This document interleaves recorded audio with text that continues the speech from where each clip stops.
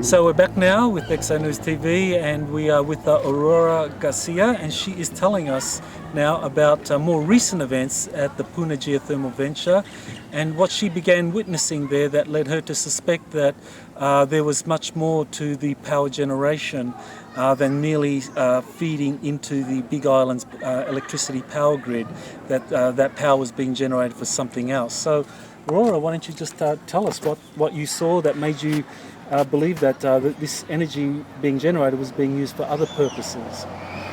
Okay. The fake state of Hawaii had a plan to do 500 megawatts to make a cable of a whole lot of electricity to go underwater to energize the other islands and industrialize Puna for the manganese module mining. That's what was thrown on the table publicly. I live next to Puna Geothermal Venture 24/7, and we never understood what was going on, because they don't answer the questions, and when they do, they lie a lot. So it's a little bit hard for me to tell you these things because they're kind of experiences that as a human I've never had before. But researching, I'm starting to understand it. So around 2010, I got a call. It was end of 2009. I got a call from a worker at Puna Geothermal Venture, and he'd been there for at least a decade. And he called and said they're not renewing his contract, and he just wanted me to know it's ending at the end of the year, and as of 2010, PGV is gonna operate their second power plant. And I was like, wait, what power plant? Because up until then, PGV had to give us written notice of any activity. And when they got caught doing the 60 megawatts, we went into mediation. And one of the things specifically was to notify by phone anything that happens around the power plant, because we're literally that close. And I was like, what do you mean a second power plant? He's like, there's a second power plant and they're gonna start it up on January 1st. And I was like, okay, thank you for the heads up. He also said in the Pu'us around PGV that they've been dumping things. And I'm like, yeah, I'm aware of that. I see barrels of things that they just drop into the Pu'us. January 1st, a sound began. It didn't sound like the power plant. I know what the turbines, it had a different sound. At 2010, to me, we have fought Rainforest Action Network, Geothermal Neighbors, Pele Defense Fund. Our stance is PGV needs to go, and I have never wanted to leave, but with a second power plant, I started considering it might be time to go. And it got to the point that I would not be able to breathe, or I would not be able to move. And then I learned that all these gases actually displace oxygen. Oxygen is kind of important for life. So watching what was going on, I also had contacted the county for relocation. I had the home inspector. When you build a house, they inspect it and finalize it. She came out to inspect the house for relocation. And she asked me why was I leaving, which I thought was a silly question. And I told her about the second power plant. She said, there is no second power plant. And I told her where it was. She said, no, that's a storage area. I inspected it. I inspected the foundation. It's for storage. And I said, you want to go see? She came back in and saw there is a second power plant. So the photos you have on your site, you can see the second power plant. That's the area that Fisher 22 is heading towards. I don't think the county and state have permitted that plant whatsoever. I believe there's other things going on. It appears above ground that it's a power plant. I think there's other things going on.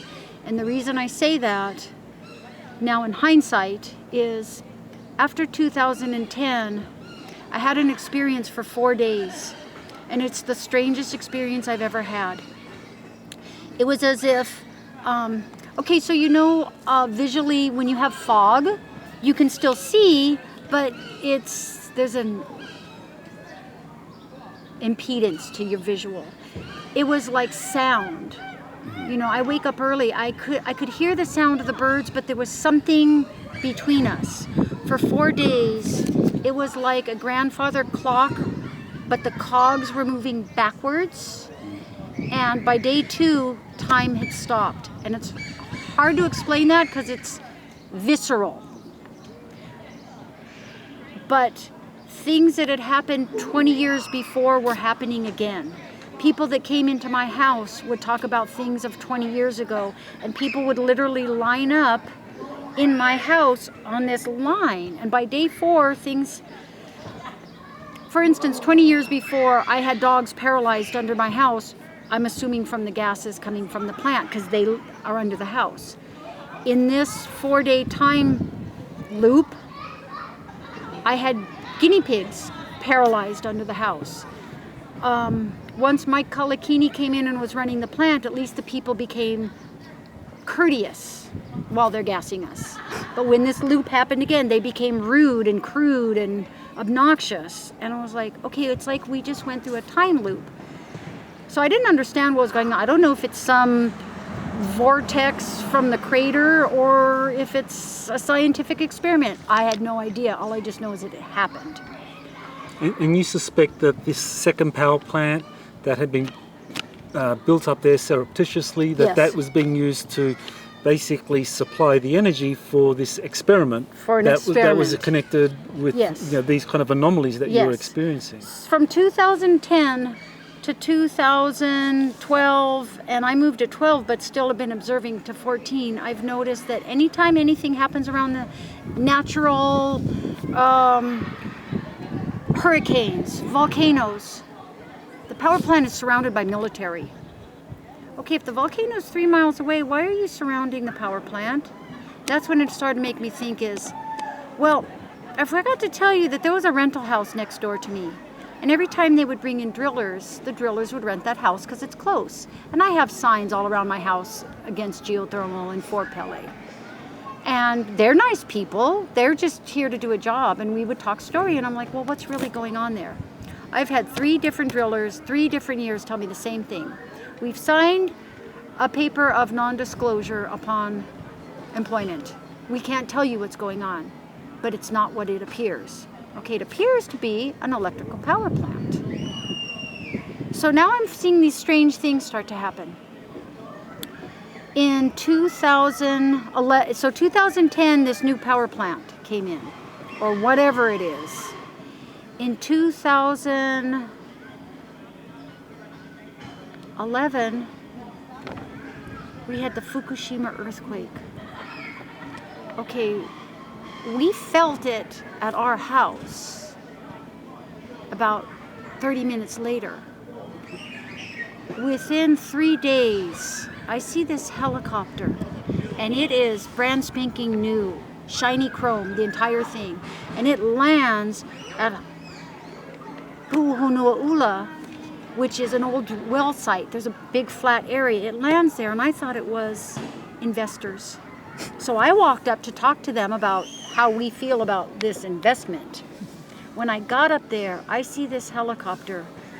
This had to be the best military pilot in the world because this Pu'u is not very wide, and it's I think from the 50s, so it has big trees growing over it. This helicopter flew into this Pu'u, and there's not a lot of room. It flew in, and it pulled out this metal box, maybe half the size of this table, like a big freezer size, a little bit bigger, solid stainless steel, pulls it out of the crater and flies it away. And I'm like, wait a minute, those aren't investors. There's 2 trucks there that say Department of Interior on there, so this is federal. I really kind of took it as a cover. Gut feeling. Perhaps not, but that was my gut feeling. They come back. The helicopter lands. The helicopter pilot was extremely aggressive. And he literally looked at me and went like, what the F are you doing here? And I returned the favor. The man in back obviously didn't want to make a scene, so he told the guy to leave. He jumped out and didn't talk to me. The story he told me, I was like, what is that? You know, and the story he told me was that it's part of Hawaii Volcano Observatory's seismic tracking, that they have sensors all along the coast, and that data comes up to this Pu'u and then is relayed up here to Volcano, which is true. There is a tower right there that does that, looking right at it. That wasn't what was inside there. And he said, oh, some rats got in and chewed the wires. Sorry. There's times I've been up at that Pu'u when I hear things at night that don't sound right, because I have no protection. Nobody's going to tell me what's going on. I walk up and find out. And I've been at that Pu'u where I used to keep bees. So I don't know if you've ever been by a swarm or put your ear up to a hive. It's a hum. There's this hum. I've seen at this Pu'u at like midnight, been up there, and it's like the top of the ohia trees are literally vibrating where they hum. What it feels like, what it felt like to me is frequencies, that they're putting frequencies into the earth, and this is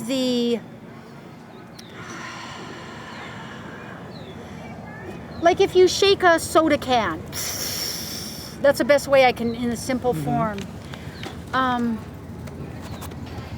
So if I just to kind of like recapitulate what you just said. So you saw this helicopter kind of come down. You know, you went up towards it to have a look. You saw it pick something up, go away, drop it off, and then come back and land. And then you saw these two men come out, and the second one kind of like tried to engage with you and gave you a cover story. But essentially this was some kind of Department of the Interior helicopter. Did you get a sense that the helicopter was a military helicopter? Was it civilian? It was brand new. It was unmarked. So I think the unmarked was the most obvious.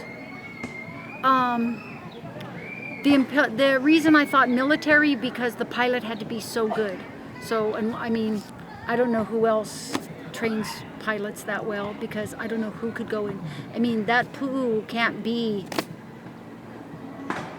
My road's 175 feet, 150 feet wide and 300 feet long. I would say there's maybe 150 feet wide, that hole for him to go down, and that's trees now coming in on top of it. So I mean, this had to be the best pilot in the world to go down and do that.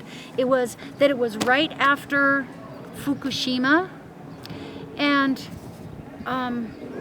in November lightning struck that plant, and it really concerned me because I got really sick. I couldn't breathe. Even when I went to urgent care and they gave me medicine, they're like, we don't understand why you can't breathe. And that was one of the reasons why I was like, okay, I need to go. I asked Mike Kalakini, I want to come on site. He let me come on site. And just explain who Mike Kalakini is. Oh, Mike Kalakini at that time was the manager of Puna Geothermal Venture. And he tried his best. You know, he had Pele underneath him and Israel above him. He did the best he could. You know, and that's all I can say about him. But he brought me in, and I had to watch this giant monitor of a safety thing, and to me it was very much to not see what was going on behind me. But what struck me, you know, like, again, I'm always just trying to observe and pick up the unsaid. This monitor, before the movie started on safety, had a picture of the Aurora Borealis, which I thought was ironic with my name. But what I got here, what I got was a similarity to HARP, the HARP program of shooting frequencies into our ionosphere. But what PGV is doing is shooting it into the ground to create earthquakes or whatever they want to do. It's like they're using energy to weaponize the planet.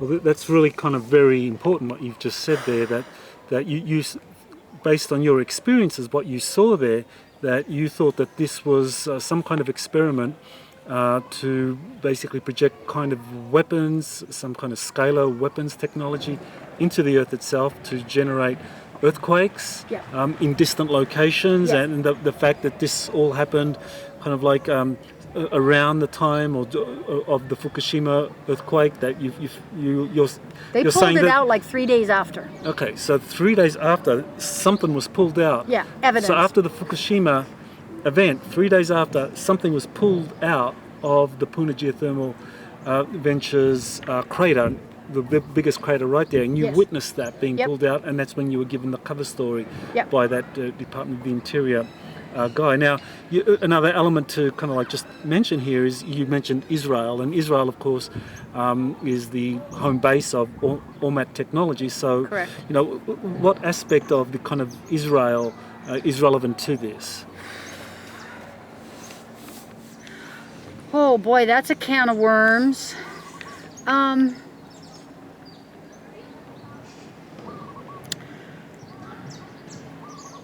Understand, I love humanity and I love all life.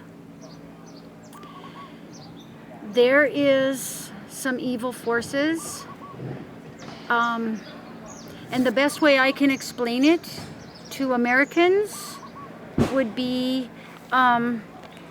Christians have many faiths, have many divisions, but some of them are KKK. The Jewish population is very wise to keep their ancient knowledge. All people are very wise to keep their ancient knowledge. But in that mix, there's folks called Zionists, and they think they are supreme above everybody. From my experience at Puna Geothermal Venture, that's who we're dealing with. And they're not real nice. Well, one of the things that I found in my research was that Ormat Technologies, the founder of that, Lucian Bricknell, I believe it is, he was actually given the Rothschild Prize for Innovation and Export. And that's actually what helped launch Ormat Technologies. And so this is very interesting, you know, you're bringing up this Zionist element and this kind of like scalar weapons experimentation happening there in Fukushima, that there's a Rothschild connection. And it's very strong. It's very strong. Another reason why when that time flip happened and I didn't understand it, and I'm just trying to understand what's happening. Everybody should understand what's happening in their environment.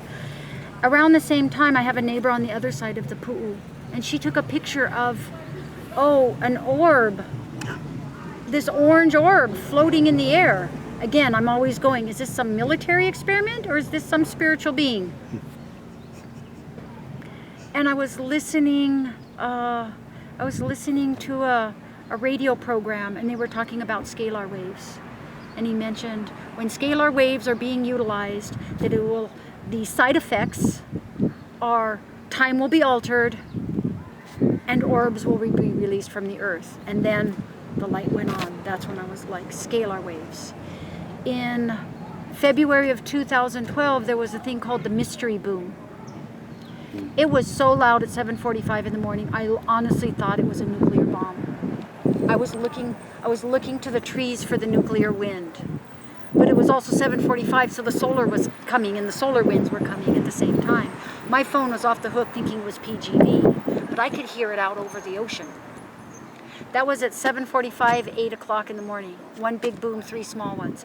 At 7 o'clock that night, I went down to the hot pond. We got out of the car. This also makes me think waves under the earth, frequencies being put under the earth. We went to the hot pond. I swim there almost every night. The tide was so high, it was up to the top of the stairs. The wind was blowing offshore. There was a storm. I couldn't smell salt. I couldn't smell sea. I couldn't smell limu. It smelled like chalk. It smelled like the ground under the seafloor had been bust open. It had very strange feelings. Some things I don't want to say on the air.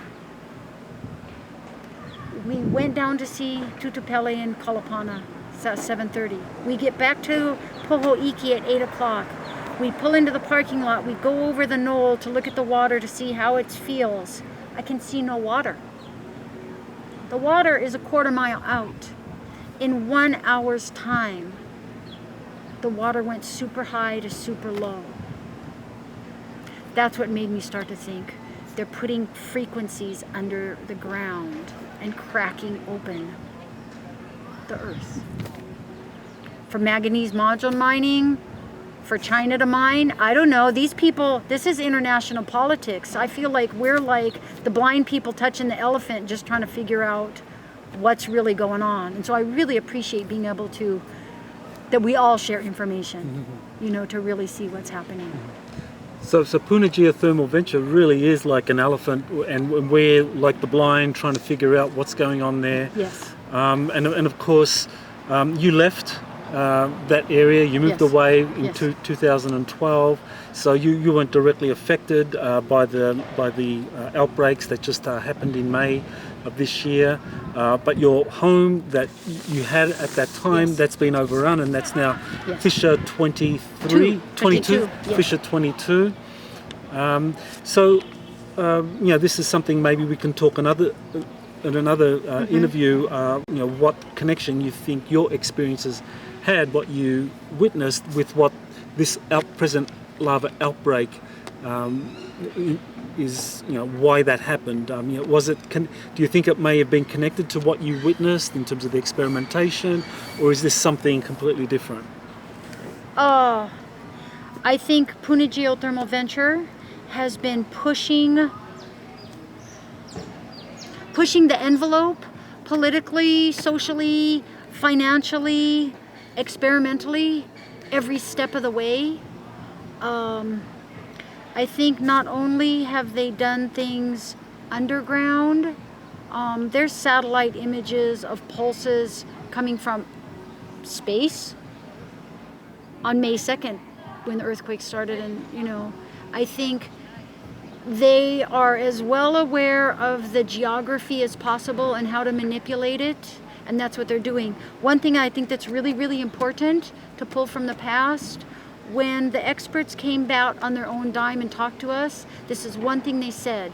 They said Puna Geothermal will fail because of this. Their reinjection wells are so close to their production wells that when they're putting the fluid back down, they're cooling their resource. So they're gonna have to have another way to heat up their resource. How are you gonna do that? Dig deeper? Dig deeper, bring more lava over. So you think that's what they were doing, digging deeper and bringing the lava up? And the result right now is, by everybody leaving, the reason right now PGV is paying all their workers 1 year's salary. One, don't tell you what's going on. Two is, if this place is all inundated, and I thank every resident who wants to keep their land, if this place is all inundated, there is already a bill that's been going through the state government to industrialize this whole area as a geothermal zone. So as far as PGV is concerned, this is all good to them. They ain't crying. They've already got $100 million insurance settlement by losing that, by not being able to use the plant. And if everybody wipes out, they wanna geothermal the whole area. So we need a moratorium on any ever geothermal again.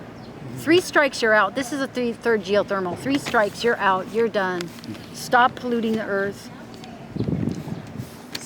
So in terms of people who have knowledge of all of this, that maybe can cast light on whether or not PGV has been doing any kind of like experimentation, siphoning off power from the plants for some kind of scalar weapons technology that's projecting powerful scalar weapons into the Earth itself to create earthquakes in other parts of the world.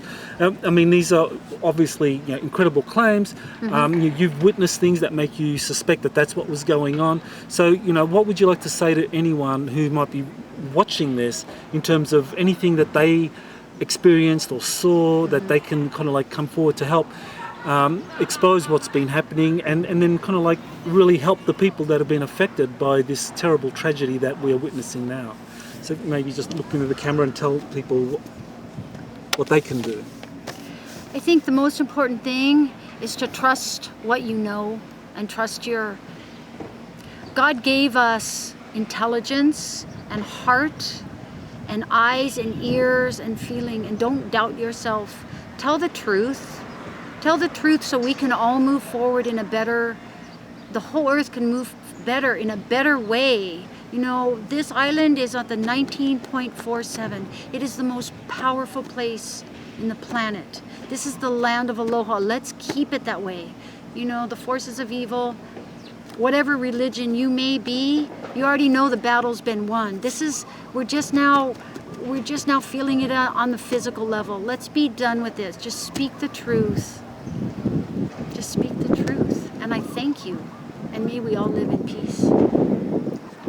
So I want to thank Aurora Garcia for being a witness and giving us this kind of very brief summary of the whole history of geothermal energy here in the Puna region of Hawaii, and her direct experiences living right next to the Puna Geothermal Venture, where she saw many things that makes her suspect that there was much more to that plant other than just creating electricity for the state of Hawaii, that there was some kind of covert activities going on involving some major international institutions, and obviously we need to investigate these claims much more, and we need people to come forward and share what they know. So if you know anything about this, please contact me, contact Aurora, and we really would appreciate you coming forward. So thank you for listening and watching to this episode of Exonews TV. Aloha.